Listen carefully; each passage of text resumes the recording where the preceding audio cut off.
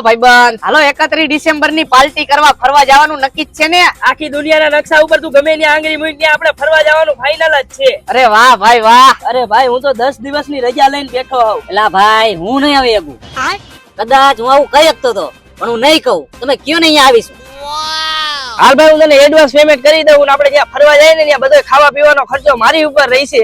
એટલે તું મને એક દી અગાઉ કહીજે. અને ભાઈ ગાડીમાં જેટલો ખર્ચો થાય ને એ બધો મારી ઉપર હું આપી દઈશ. અને ભાઈ આપણે જ્યાં ફરવા જાય ને ત્યાં આપણે હોટલમાં રોકાઈ નહીં બધો ખર્ચો મારી ઉપર.